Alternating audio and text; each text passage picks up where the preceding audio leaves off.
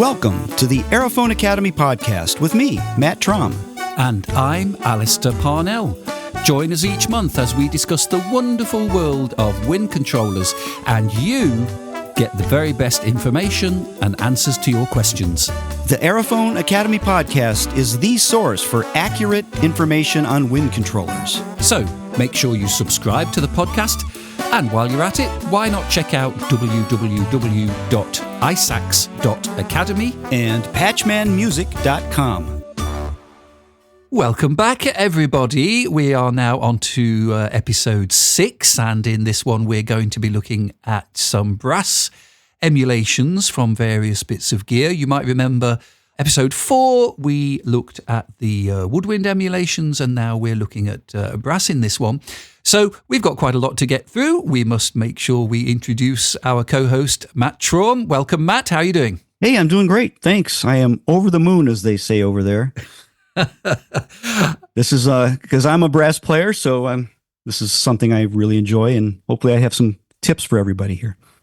This is more your patch than mine, but we've both got some demonstrations that we've been working on. As always in our podcast, there is material in these podcasts that you will not find anywhere else, not on YouTube, not on anywhere else. We always prepare some unique material for each podcast, so we hope you appreciate and enjoy that.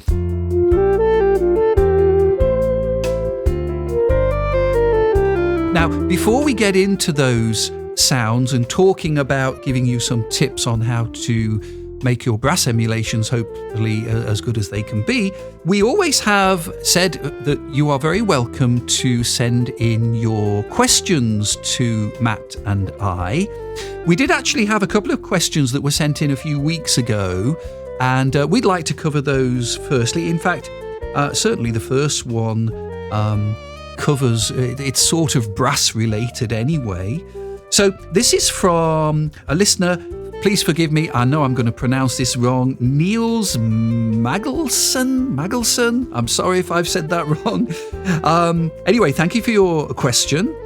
We are answering the question for you. It says here that you are a beginner, and your questions tend to be pretty basic. No such thing as basic questions. We all have basic questions, and I'm sure there's a lot of people want to know exactly the same thing. Now, you've said that you have an EVI 5000 instrument, and you're playing SWAM instruments with that, and you're saying that when you play the alto sax, you have no trouble getting vibrato using the bite sensor.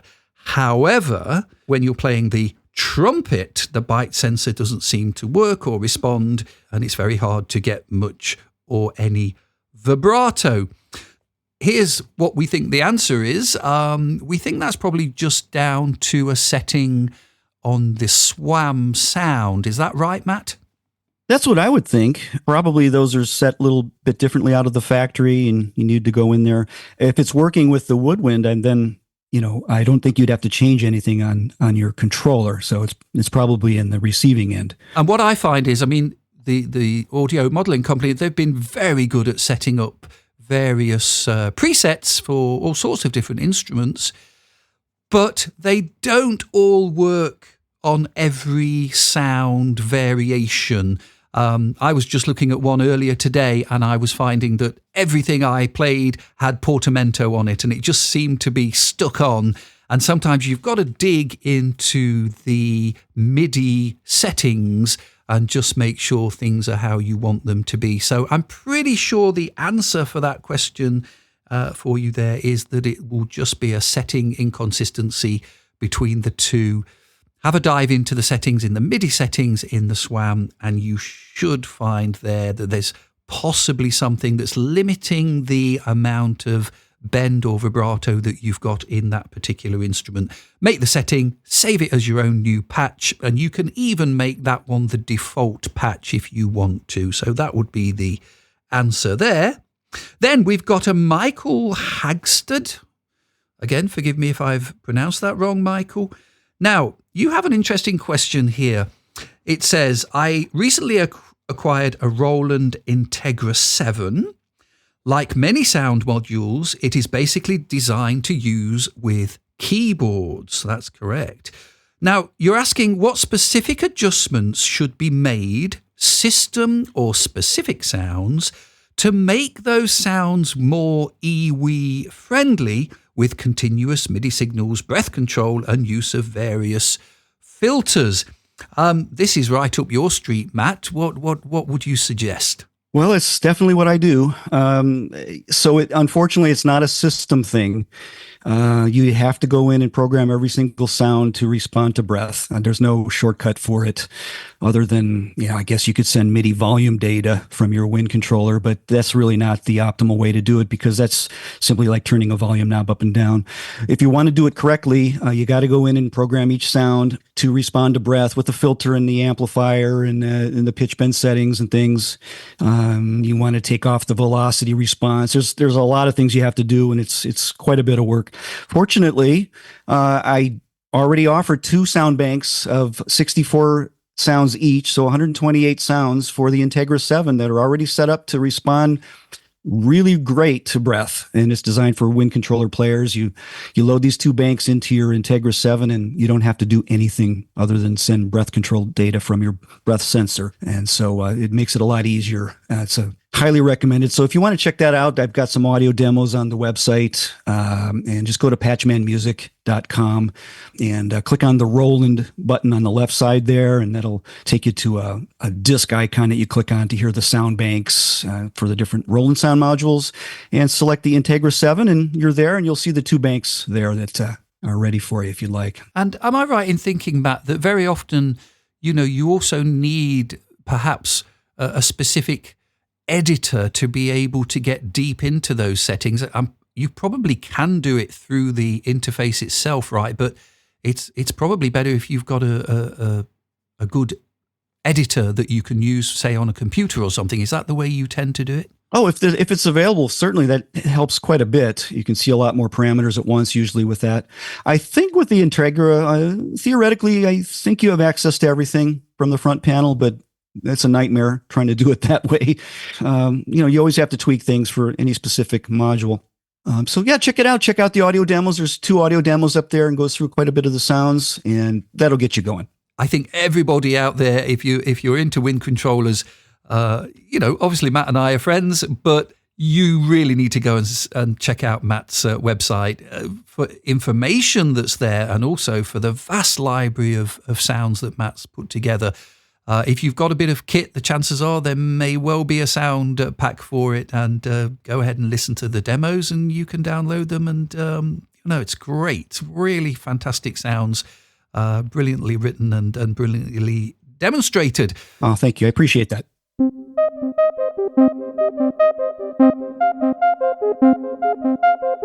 Let's go on, shall we, and start to have a think about these brass emulations.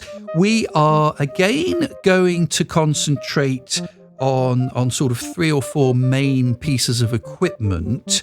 And just as we said before in the woodwind emulations, these are by no means the only bits of equipment. If we tried to include everything that's available out there, we'd have a podcast that takes all day to get through.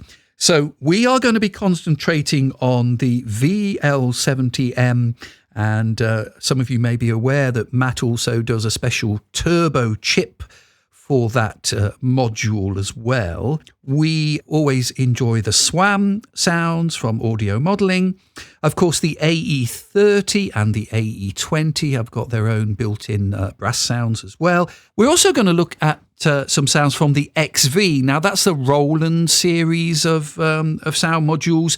Some of them have been around a little while, so things like the 2020, there's a 5050, there's a 5080, and there's a Sonic Cell as well.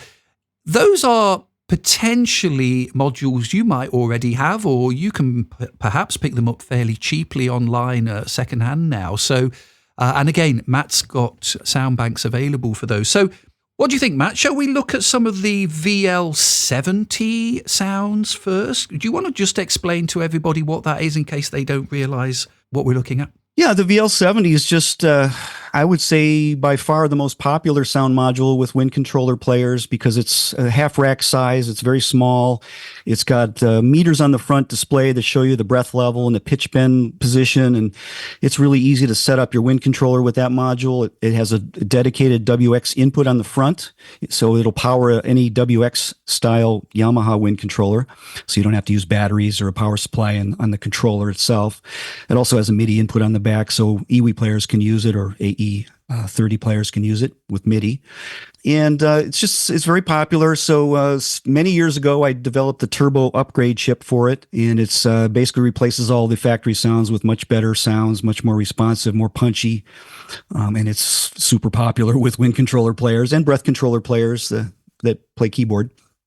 So I picked out a few of the brass sounds, since this is a brass theme here today, that we could play, and you could just get an idea what they sound like coming right off the VL70 turbo chip. Okay, so the first one is it's called lead trumpet. It's patch number 5, bank 1. And this one is like a wah muted trumpet. This is number 9.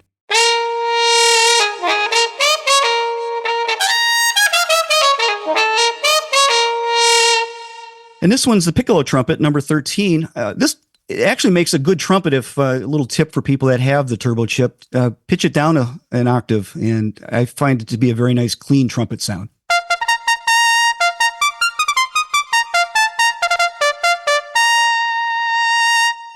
And here's a forte horn, number 28.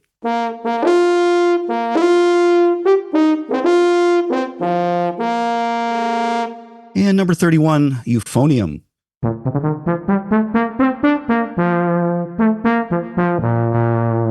lot of people tell me this is the best tuba they've ever played. I have a friend here in Cleveland that plays in a very well-known polka band, and he uses his WX5 with the VL70 turbo and he plays tuba parts on this.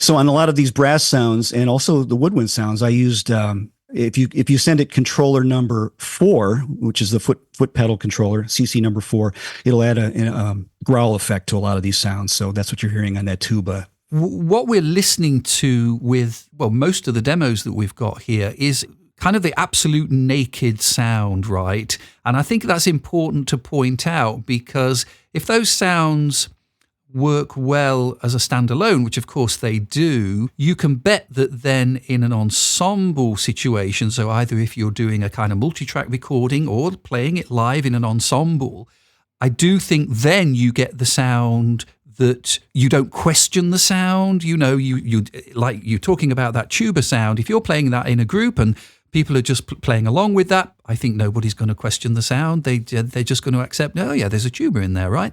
So when you hear these as individual just sounds on their own, you're scrutinizing the sound to a high level. Do you understand what I mean, Matt?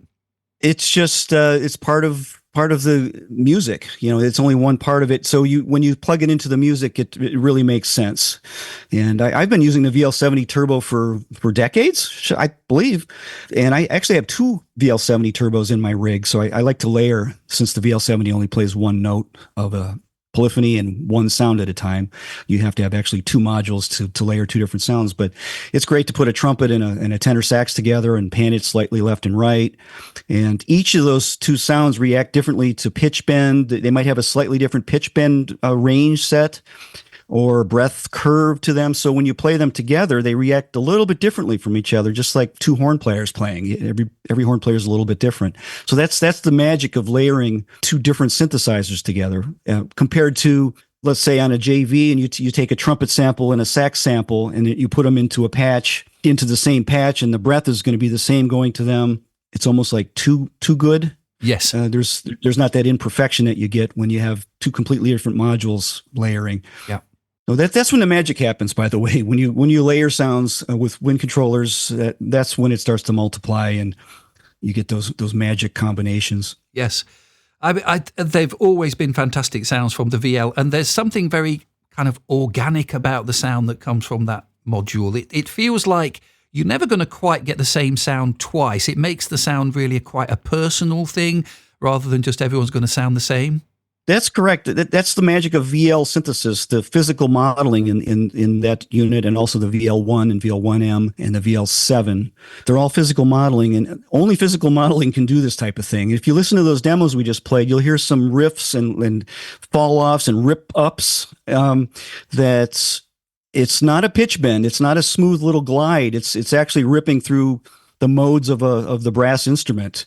And I have an example here that we can play. I just recorded this today. I just wanted to show people what's special about the VL and the physical modeling synthesis. All those sounds you just heard and all these other VL sounds are all synthesized, even though they do sound pretty realistic. So why don't you play this and you listen to the fall-offs and the doits, and you'll hear how it's actually following the series, the overtone series of a trumpet or any other brass instrument.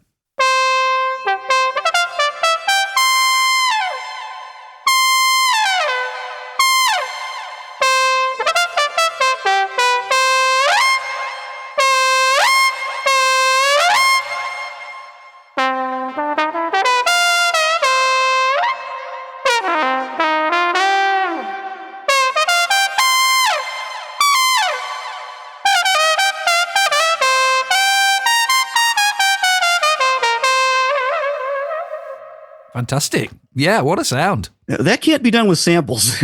No. That's happening in real time. It's responding to the notes I'm playing, the breath level, the pitch bend. What I did on that's just the trumpet right off the Turbo VL's #1 patch, and I just turned up the response to pitch bend all the way on the embouchure parameter. So when I was doing pitch bend down, pitch bend up, it'll just go up and down through those partials and do a realistic fall off. Now, if you can imagine having that trumpet on top of maybe a brass section or another couple saxes or something, that's going to sound very realistic. So it's a special thing. Physical modeling is. I recommend that people try to get a VL in their rig, even if they have a sample-based unit that they like. It just adds a whole other dimension. And so many wind synth players seem to have one of those in their rig, and like you say, sometimes more than one. It's still been very popular, and it stood the test of time extremely well, that module. Yep. Now, Matt, you were also telling me about an experiment you were doing with a kind of embouchure thing. Would this be a good time to talk about that? Because it's a similar subject, right? I've been wanting to do this for a long time. I made a recording that demonstrates these modes of the trumpet that are in these physical models, if the model's programmed correctly. And I took great care to try to get them correct. What I'm doing in this next audio demo is I'm basically playing the VL70 as though it's a bugle. I'm not changing the octaves. I'm not changing any fingerings on my right hand. I'm just blowing into the instrument, and I'm changing. There's an embouchure sensor on my MIDI EVI, or the Berglund new EVI that I'm using, that it touches up against the lip. And as I press that little metal plate up against my lip, it sends MIDI controller number 4, CC number 4.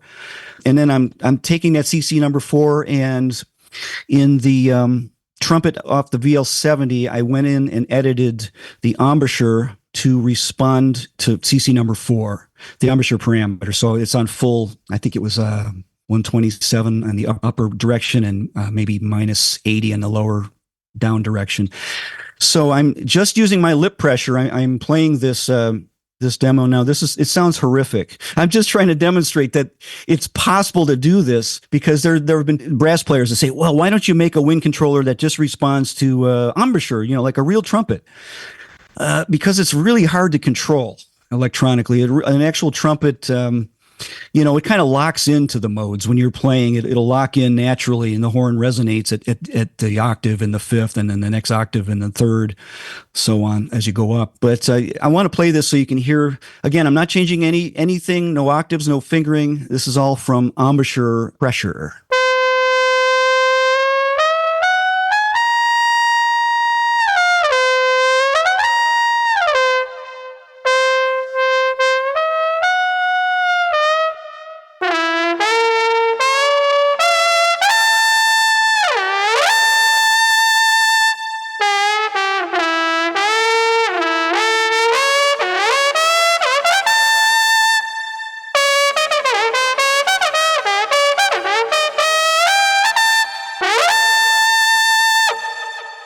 I'm trying to play a bugle call there, but it's nearly impossible to control it. But anyway, that's what it sounds like, and that kind of demonstrates what the VL70 is all about as far as modeling the physical nature of an instrument, be it a brass instrument or woodwind or even some other things that it does, guitars and things. And I think it's interesting because, going back to the last podcast with Tom Ray, there was so much inspiration there that I found from, people finding new and innovative ways of controlling a synthesizer, right? And I mean, that right there, that's doing the same thing. It's like, well, people don't usually use a wind synth like that, and it's kind of really interesting to see just what's possible with a bit of thought. Yeah, it was an experiment, and it's really interesting. Now, I'm exaggerating quite a bit. You could use that sound, that trumpet, and not do it to the extreme I was doing it. It was actually going an octave and a fourth. So I was starting on C, it would go down to the G below that and go up a full octave above the C. But if you narrow down those parameters, you can control it and get lip shakes and things that are realistic as you would get on an acoustic trumpet. In other words, if you play the C on the staff and did a lip shake up, you'd go up to the natural E natural. So that's a major third. But if you're starting on the E, the upper space on the staff, E, and you do a lip shake, it'll go up to the G like it would on a trumpet, which is a minor third. Mm-hmm. And same, so it's following the actual mode overtones of the trumpet. It's very interesting.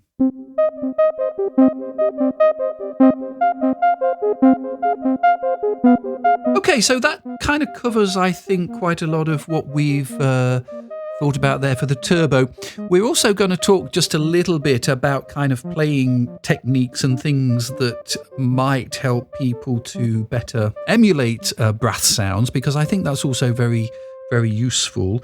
For now, though, shall we look at the AE30? Now, we've looked in the past at some of these sound packs that Matt's done for the Roland Cloud. Of course, the AE30 and the AE20 got tons of sounds in there as kind of preset sounds. But Matt's also written, well, I think are there now 8 banks of sounds that you've written for the Roland Cloud? Is that right? Correct. Yeah, it's 8 banks of sounds, and there's 10 scenes in each bank. Yeah. And I believe the examples we're listening to here are from the AEZ005. So they are the brass layers sound. So these sounds are all coming out of an AE. I think I used an AE30 on this when I recorded these demos. These are the demos that are up on the Roland Cloud. And you can just get an idea what they sound like. If you have an AE20 or AE30, you can acquire these from the Roland Cloud. And I did 8 banks. The first 3 are free. The remaining 5, I believe, are $10 each. And those are Roland products, so they're available just from Roland. I don't sell those.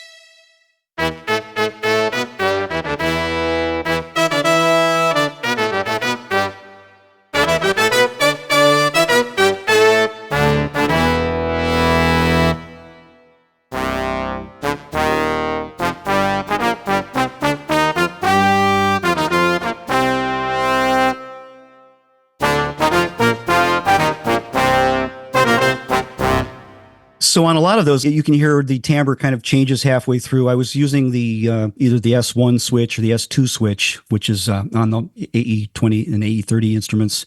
So it brings in an effect. In a lot of cases, it's an octave below.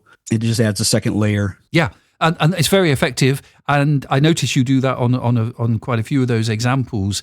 I think that's one of the things that's perhaps nice and comfortable about the AE20 and 30, to kind of make those switches pretty easily without having any additional bit of kit or anything. You can just touch on the S1 or S2 key and produce that extra sound. So it's just another nice layer of contrast. So yeah, they're all great sounds and plenty of kind of meaty brass sound, and it's expressive. I can hear you kind of get some pitch bend in there and a little bit of vibrato now and then. So again, there's a tremendous amount for the musician to explore within the sound. And this is so important. It's easy to say, okay, well, here's a sound, and okay, this should sound like a trumpet or a trombone or whatever.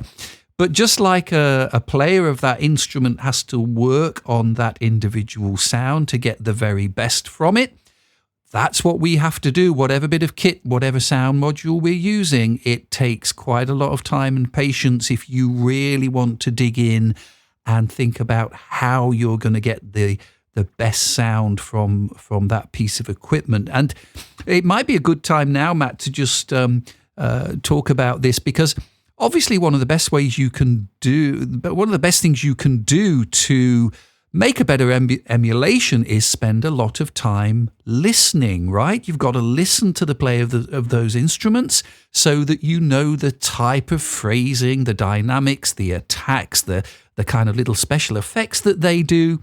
That's by far the best way that we're going to learn how to emulate these instruments. Yeah, I agree. One thing I want to mention about the quite a bit of the sounds I did for the Roland Cloud for the AE20 and AE30 is I also utilized the right-hand thumb pressure sensor on the AE30. The 20 doesn't have it, but the 30 does. So if you press on that, you'll get a lot of growl effects and things, which also add quite a bit of expression. You can use it very subtly. You don't have to crank it down and make it super obvious. You want to think about what you're trying to emulate and play in the comfortable range of that instrument. When you're playing a trumpet, there's a range of 2 octaves that are comfortable, maybe a little more than that. But then, of course, you can play another octave or 2 above that. You can do your Maynard Ferguson impressions, which is fine. But most trumpet players don't play up there. And if they do, they can't play up there for very long. So play in the comfortable range and try not to go out of the range. Try to play in the proper style, tonguing, phrasing, bending, like a trumpet. Listen to good trumpet players. Maybe start off with Chet Baker. He's a very accessible trumpet player. He's not too crazy when he plays, but a good way to learn from him maybe, and some of the others. Yeah. Maybe minimize the wide leaps. Yes, trumpet players can do that, but not with ease.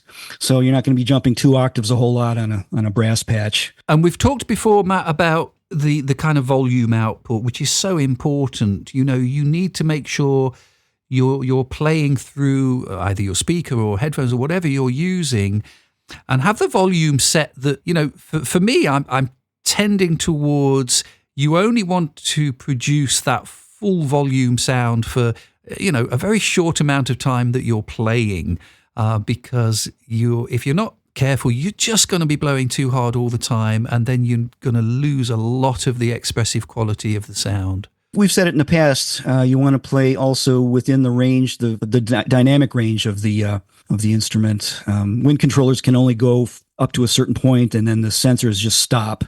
So I would say, I don't know, just as a general rough rule, you're going to play in maybe 60% to 80% of the range most of the time as far as breath level, and then just peak out really when you want that punch and that pop. But make sure you're getting a decent signal into your sound module, but don't overblow. And then set your volume, like Alistair says, set your volume loud enough when you're in the comfortable range that it's loud. And then when you really blow, then it's going to really, really hit. So it's really important to have your amp set up. And I think our next episode is going to be about performance, live performance tips and things. And maybe we can touch on that a little bit more. Yes. We'll be looking at that in that episode. Now, Matt, you've also got another example for us of a trombone sound, right? Can you tell us about this? I've had a couple people ask for trombone sounds, and at some point I'll put something together for release. This is on the AE30. It also will work on the AE20. It's just a new trombone. I think it's pretty nice.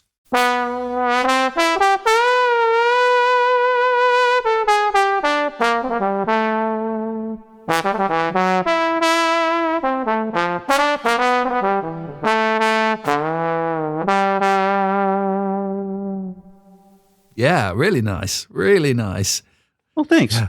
So with trombone sounds, of course, you're going to use pitch bend a little more than you would with the trumpet. The trombone can theoretically bend 7 half steps all the way from position 1 down to position 7, and maybe even farther if they lip it down beyond that. So, yeah, you can exaggerate pitch bending with trombones, maybe set your pitch bend range in the patch to maybe 3 half steps or maybe even a little more. Mm-hmm.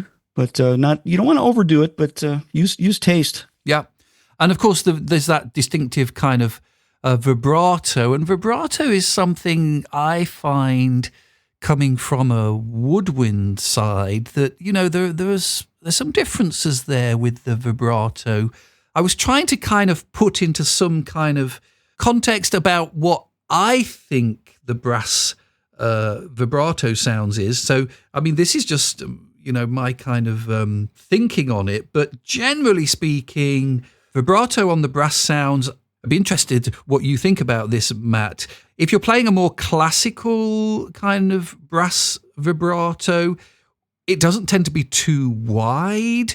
Generally speaking, that's over the whole kind of dynamic range. So, you don't want anything too, shall we say, obvious with vibrato when you're doing a kind of classical sound. Now, whereas on the jazz sound, it seems to me that they have quite a specific kind of way very often of using the jazz sound, vibrato. It tends to be more perhaps in the kind of lower and mid-range of volume. I mean, obviously you do get that screaming sound with the wide vibrato, but they tend to have a kind of wider vibrato, but it tends to only happen perhaps just at the very tail end of the note sometimes. Do you agree with that, Matt? That's what I hear brass players do often with the jazz sound. Yeah, I think so. We talked about that a little bit with the woodwinds, how they even sax players do that with jazz. They do their vibrato, the do do do do, right at the end of the note. And there's a little tremor at the end. Yes, yeah. But it's not like they don't go do do do do. It's at the end, like you say, and that's kind of a jazz thing. And I would say classical trumpets, if you're doing a quarter tone, maybe at most, for vibrato range, it is pretty subtle. Yes. Jazz can be more. Yeah, I would agree with that too. Trombone would be even a lot more. And also trombone is really a lot of pitch modulation, because they have the slide. Yes. Whereas with the trumpet, it's more the lips are doing the pitch change. So you're getting more of a timbre change as you change pitch also. Yeah. Yeah. And it'll be like a flute doing vibrato. There's not a whole lot of pitch modulation. It's more timbre and, breath level and loudness. Mm-hmm. There's all kinds of differences in vibrato. But again, I think this is really important to try and study. I remember I did, quite a long time ago, I did a demo online on YouTube. There's a version I did of the Schindler's List theme. I was actually using a SWAM violin on that, but I was playing the AE10. And I actually spent quite a lot of time, not only did I have the score in front of me, but I was listening to the original recording of Itzhak Perlman. Where does he slide? Between which two notes does he slide? Does he not slide here? Where does he add vibrato? And I literally put all of those details into the score to try to really understand this is exactly how a violinist would play that solo. And I think it's a good thing to do if you can get hold of a score or make some kind of notes and just listen really attentively. Is there vibrato here? Is there some kind of fall off or kind of gliding onto the note? Is there a lip bend happening? It's really good to start kind of almost cataloging what you can hear so that you can really concentrate on exactly what's coming out of a player's sound. And that's the way I've learned to try and do my emulations anyway. That's great advice. And also, like I think we mentioned in previous episodes, to record yourself and listen to yourself on playback. Absolutely. Yes. Because when you're doing it, it's different than when you're listening to it as a listener. Be objective as you can, and if something's wrong or if it's too wide, then make the adjustments. Vibrato is a very specific and real particular thing. You really have to tweak the speed and the depth and all these things to make it right. And it's easy. It's real easy to get it wrong.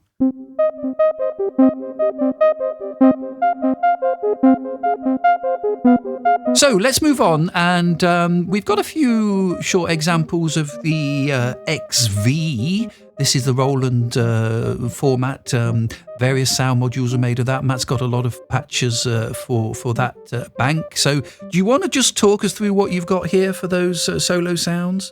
Okay, so yeah, these sounds, I just wanted to include a couple demos of the very popular Roland XV sound modules. There's a whole bunch of different models that I do support through the Patchman Music website.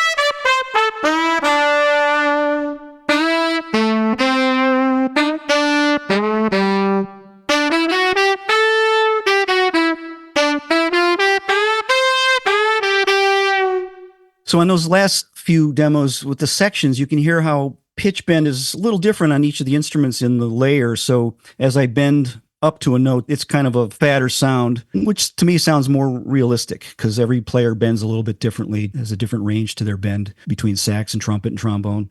Yeah, and we're gonna do a few more section sounds a little later on towards the end of this episode.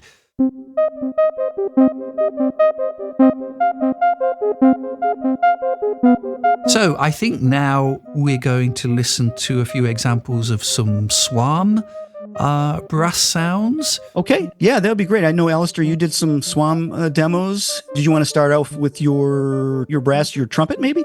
I tell you what, I'll play you my short demos here, kind of from the bottom up, as it were. This is the SWAM tuba. You might be familiar with the Tubby the tuba sound. Here we go.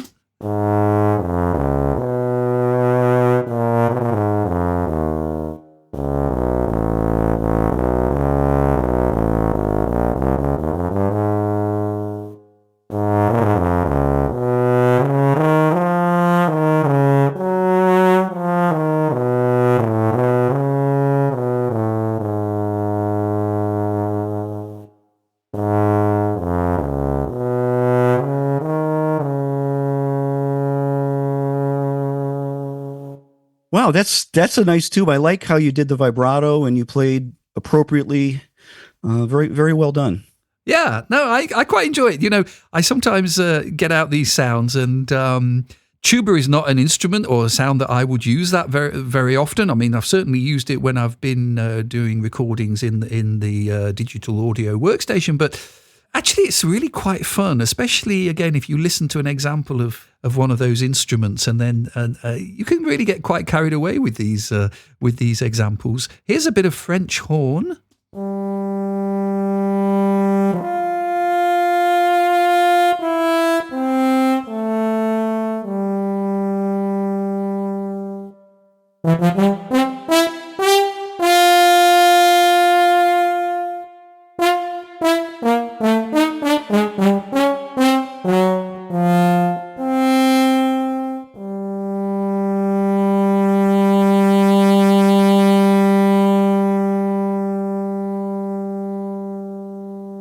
And by the way, all of these are just coming straight out of the SWAM software. I'm not adding any extra reverb or anything. It's just exactly how it comes out.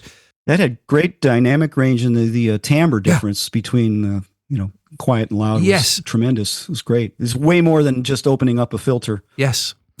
Very fond of the Brandenburg concertos. Here's my little example of the piccolo trumpet.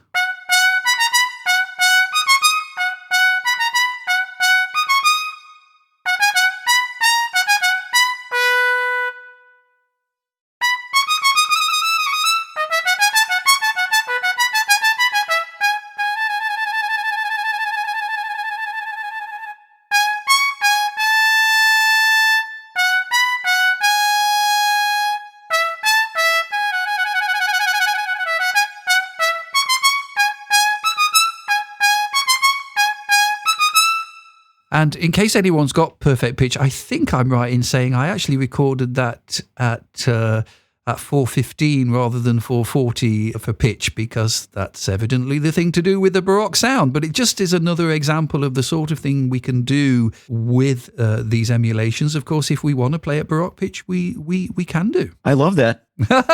And the other one I wanted to play for you here is as part of my Aerophone Basics course. This is with the ISAX Academy.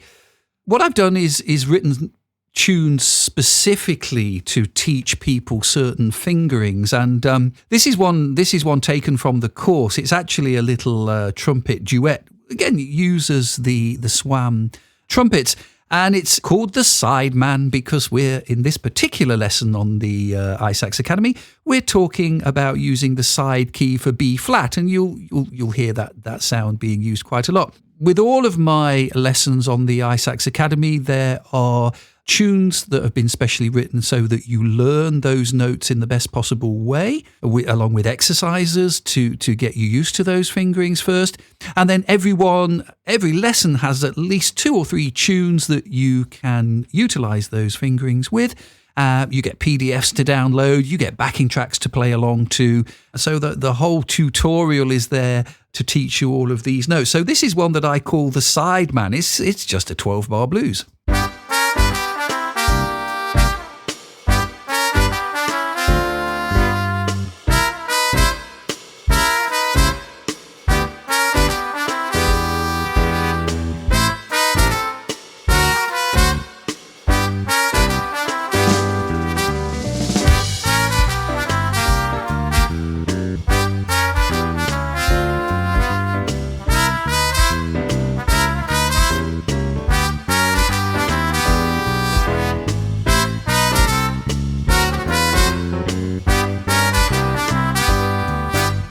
That was fun, right? So was that all SWAM? Yeah, just 2 trumpets, SWAM trumpets, and then I use my keyboard and the drums from Logic. Yeah, and if you want to play tunes like that, you go and check out the ISAX Academy because we've got great fun there. We do a regular monthly webinar as well, which people really enjoy. We talk about all sorts of things. So yeah, that's the SWAM trumpets, and they are great fun to play. You mentioned earlier about some of your favorite trumpet players, Matt, and I'm sure you're aware of Chris Botti, right? Oh, yeah. Yeah, he's wonderful. And I love his playing, and he inspired me to have a go at this tune. This is one of the tunes that he has recorded, and this is actually a transcription of his version of this. This is a little bit of My One and Only Love.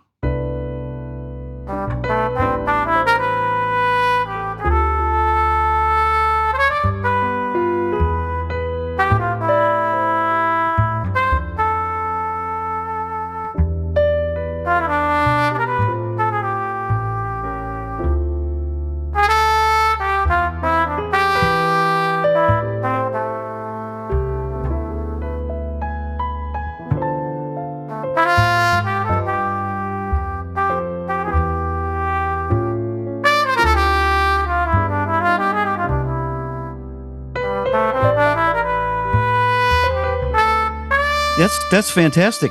You know, you've got those little gliss notes in there, just like we trumpet players would do. And the vibrato's just right, and it's laid back. Yeah. Are you sure you're not a trumpet player?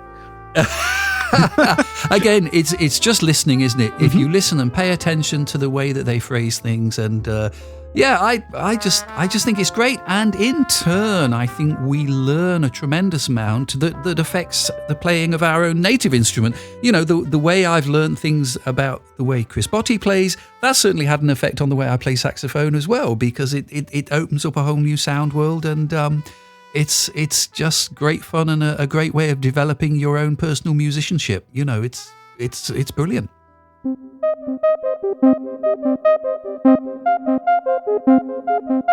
I think it might be interesting if we spoke a little bit about the options that are available for brass players. We tend to concentrate mostly on players that use the kind of woodwind type fingering system, but we do, of course, have the brass fingering system, which I believe you were largely responsible for on the Aerophones and some of the other wind controllers. And, of course, there's the EVI as well. Can you tell us a little bit about that? Yeah, there are several options, believe it or not, for brass players, for as far as hardware wind controllers to purchase and learn to play. I'll just say right off the top here, if you're interested in this in more detail, just search Google for wind controller FAQ. And I have an FAQ on the Patchman Music website. And one of the top questions up there is, what are my options for brass players? So you can go there and I give you more of a breakdown there. But as far as what's available on the market, there's several options. Most of the wind controllers that are made these days have a brass fingering option that you can select. Since they're digital instruments, you can say, I want it to finger like a sax, or I want it to finger like maybe a flute or brass. And the brass fingering option, I did help Roland, and I helped Akai and some other companies implement that same type of system on all their wind controllers, so that if you learn the system, basically you'll be able to pick up any of those wind controllers and play each one of those without having to learn too much new technique. So basically, it's even though you have a wind controller in your hand that looks like a woodwind, you flip the parameter over to brass style fingering, and it'll play like an EVI, or an electronic valve instrument, which is the original name of the instrument that Niall Steiner designed back in the 1970s. And basically how that works is you use both hands to finger it. Your left hand, you would select the octave usually with your thumb. You select the octave that you're going to play in. And then your index finger on your left hand, you touch a key, and that'll lower the pitch of a perfect fourth. And that's similar to the way a fourth valve works on a euphonium or a tuba, or the thumb trigger on a trombone, an F trombone. So that's the left hand. And then the right hand, you just basically finger like a trumpet in the lower octave. So every octave's the same on these wind controllers, so you only have to learn 12 notes, and then you've got it mastered. So the first, if you start on, let's say, C on the staff, and you finger down from there, you go C, B, B flat, A flat, just like you would on a trumpet. Then for G, you would open up your right hand and then press the left hand index finger, so the pitch will go from a C to a G down. So there's your G, and you hold the index finger down in your left hand, and then you finger down from there with the right hand. You F sharp, F, E, E flat, D, D flat. And then for the next, the lower C there, then you would lift your index finger up and select the next octave with your thumb and release all the keys on the right hand. And now you're in the C in a new octave, and you can do the same thing, finger down from there. I made a quick video on YouTube. If you want to check it out, is an actual video where I'm showing you what I mean, just using the most basic Roland Aerophone model, the AE01. And if you do a search on YouTube for Matt Brass Aerophone, it'll pop up at the top on YouTube. It's an overview. Of course, there are other options for brass players. There's the EVI, which Niall Steiner used to make. Those are kind of hard to find now. He handmade those. Those have a little canister in the left hand that you turn. Your thumb rides on some rollers, a series of rollers that selects the octave. And there's a touch sensor for the left hand index finger. More modern options, Johan Berglund in Sweden is making these instruments, the EVIs now. He calls it the new EVI. That's NUEVI. They're available in the US from patchmanmusic.com. If you like, contact me on the website there. I've got a Berglund page, and they're a bit hard to obtain because they're handmade, and they only come in so often. So you can contact me, and I can try to help you out to acquire one of those. Yeah, the Berglund instruments look incredible, and a lot of the top players seem to be moving towards the Bergland. But am I right? There's no internal sounds. Is that right? They're only external sounds? That's correct. On the Bergland instruments, those are simply controllers, and they have a MIDI, a legacy 5-pin MIDI output. They also have USB output, and on some units with the upgrades, you can get a wireless MIDI system with it. So there's 3 ways to output data from it. But yeah, there's no built-in sound, so you'd have to connect it up to an external, either hardware synthesizer or a soft synth running on your computer to actually make sound with it.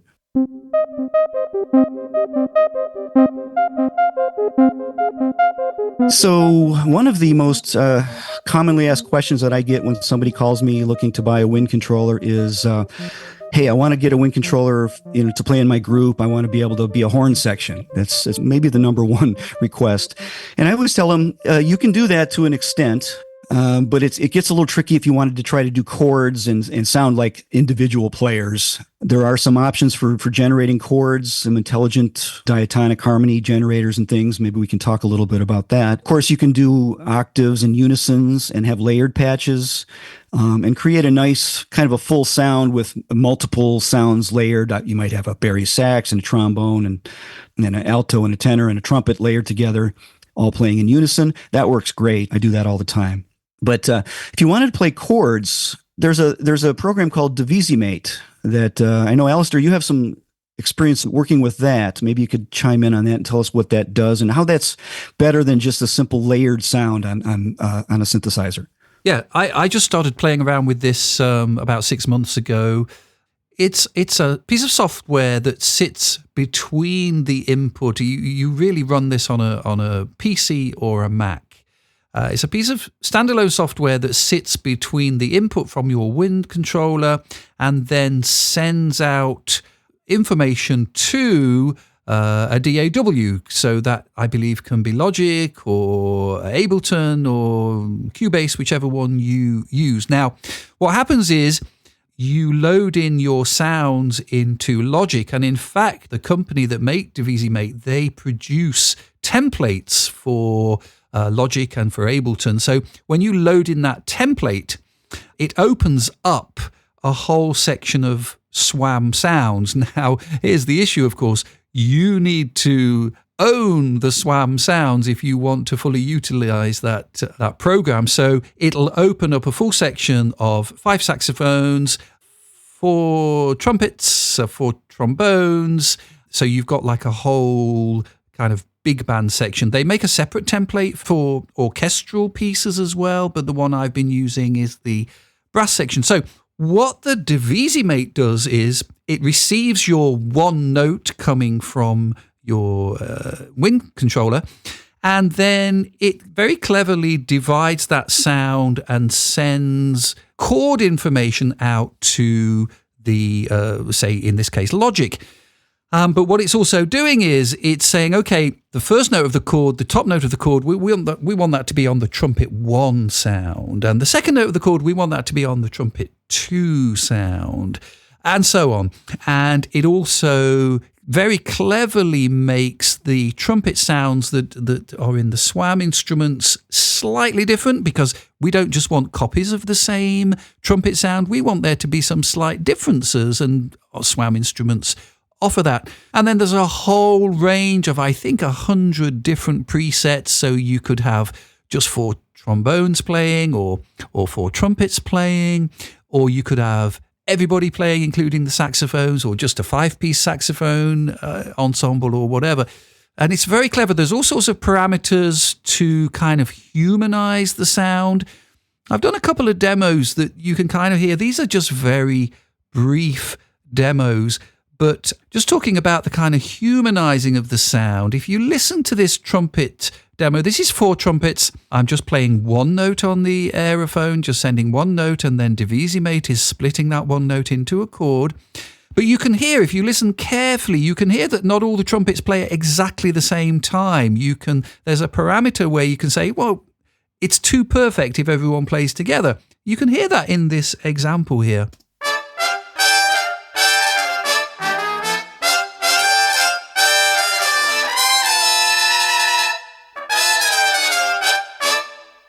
So you can hear they don't all move exactly in time. You can make it do exactly in time if you want to, but it's actually more realistic if they don't quite match in time. And here's a section of 4 trombones.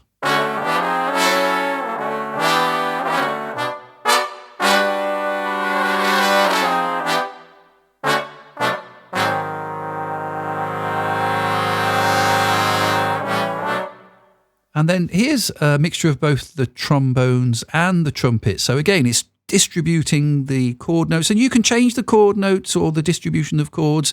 These are just some of the preset sounds that I'm demonstrating here.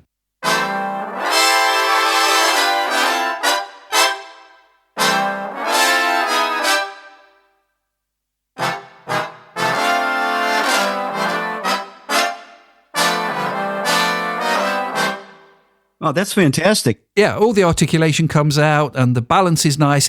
Hopefully you're getting some of the sound, whatever you're listening to on the podcast, but there's also an audio spread. The panning position is very well thought out. It suggests you use this certain type of reverb, which not only positions each instrument in the stereo field, but also in terms of the depth from the microphone from front to back. So there's a great deal of contrast in those sounds. So I was curious, if you're playing in a group and you have that song Over the Rainbow or whatever, and let's say it modulates from C to D, goes up a whole step, would you have to change a patch, or is there a way you can use a foot pedal to maybe select a new setting that goes to D? Yeah, you can map a foot pedal or even a note on your Aerophone or whatever, if you wanted to, whatever controller, and then yes, you could change it into the new key. So it's absolutely amazing. It's a big program. I'm finding that because there's such a lot going on, sometimes you get the odd hanging note there that you've got to be able to deal with. But the principle and the potential there is absolutely incredible. And it's one of those sounds, Matt, and I know you know what this is like. You put it on and 2 hours later, you're still messing around with it because it's just so much fun to play. Oh, yeah, I know exactly what that's like. Now, we should mention that the Aerophone AE30 actually have intelligent harmony built in. In that case, it's all the notes of the chord are the same sound. And whereas with this Divisi Mate, you're sending only one note to the trumpet, only one note, maybe a different chord note to the sax, different one to the trombone, different one to the bari sax. Yeah. So there's a difference there, but it's kind of cool that Roland had the foresight to add that feature built into the horn. Absolutely. And then just as a very quick idea, this is what they call, they call this a widespread chord, and I've included the sax section in this as well. You can hear on the bottom end the bass trombone and the bari sax down at the bottom. It's just a kind of slowish moving chord thing. I think it demonstrates this a spread of sound you can get just playing one note at a time on your wind synthesizer.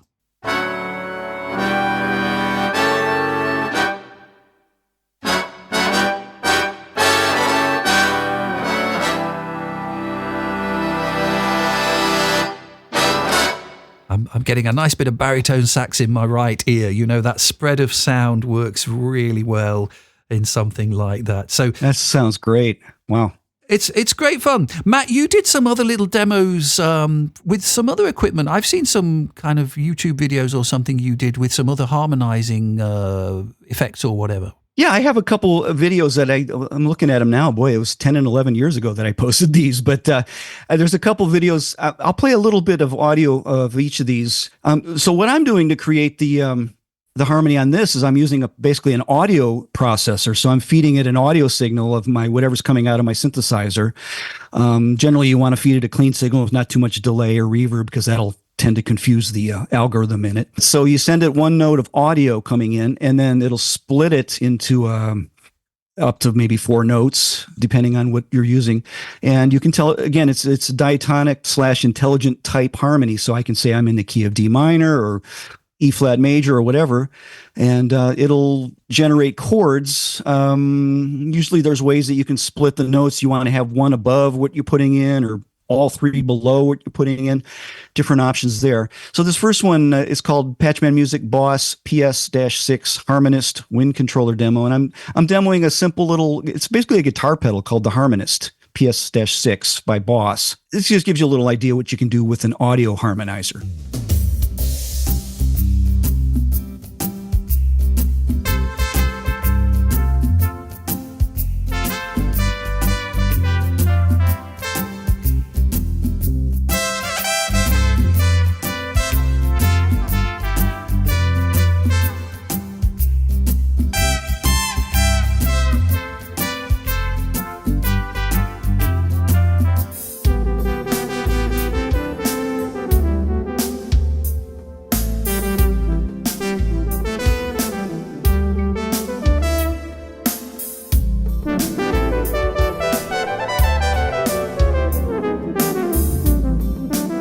I was experimenting with different voicings and things in that track, and this next one here, I'm using an Eventide Eclipse, which is a high-end audio processor, just an amazing piece of gear if you're looking for incredible reverbs and pitch shifting and everything.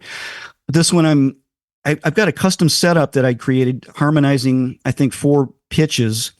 And I'm controlling the chord value or the chord type with my foot pedal. And there's a foot pedal input on the back of this, so I can select, I might want a sustain 4 or a minor or major, or, a couple fourths stacked or whatever.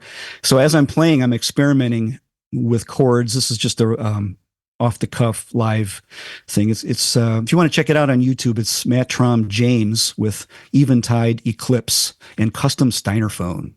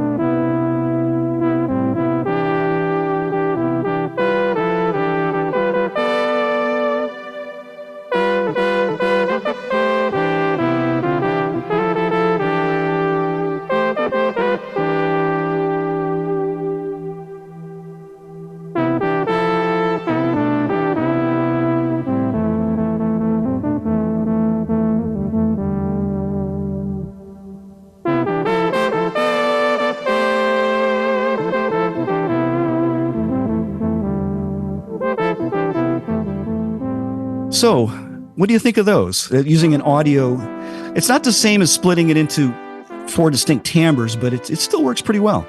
Yeah, really, really well. Well, I think that just about wraps it up. It's been another fascinating episode. We hope everyone's enjoyed all that information and all those demonstrations. And don't forget, if you want to learn a little bit more about your Aerophone, either if you're a complete beginner or if you're a more advanced player but you need to know all the ins and outs of how to use the AE20 or AE30, you'd be very welcome to come and join us at the isax.academy. That's the website, www.isax.academy. There are several courses there where you can learn to be the best Aerophone player that you can be. And I would like to mention, since we talked so much about the VL70 Turbo, those modules are long out of production, but I always have them in stock. I refurbish them. I install the Patchman Music Turbo chip in them and make sure everything's working perfectly. I've always got them available on the patchmanmusic.com website under the used gear section. As far as the modules are available in the U.S. to people. I don't ship hardware outside the U.S. But if you're outside the U.S. anywhere in the world and have a VL70, I'm happy to send you the Turbo upgrade chip. I can do that because that's a software item. So either way, patchmanmusic.com for that. Also, we mentioned SWAM, and all the SWAM instruments for the Mac and PC are available through Patchman Music as well. I'm one of the top dealers for those, and anywhere in the world, if you'd like to pick up any of those Mac or PC versions of the SWAM instruments, I will give you the best price possible. I can usually beat any price that's out there. And as far as wind controller sound banks, if anybody has hardware synths laying around or even software synths, I have a whole series of wind controller special sound banks that have been been designed to respond to breath. And if you want to see what's available from Patchman Music, just type in wind controller sound banks into Google and it'll pop up at the top. And you can see all the options that are available for all kinds of synthesizers. Alistair, would you like to maybe mention what's coming up in the next episode or two? I certainly would. So we're looking forward to episode 7, where we'll be talking about live performance tips.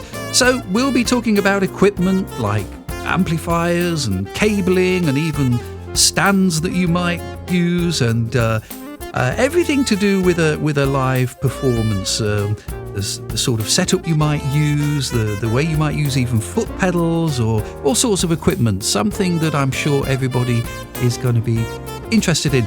So I think we've given our listeners a tremendous amount to look into this time, Matt. And let's remind everybody as well, if you do have a question for us, we do have an email address for this podcast, and you've got a selection below. In fact, there's a new little link below if you look in the podcast details where you can send us a message either as a voicemail or there's a new link down there where you can send us a kind of message directly through the podcast interface as well. So please send us any questions that you have for our next episode, which we are always already looking forward to.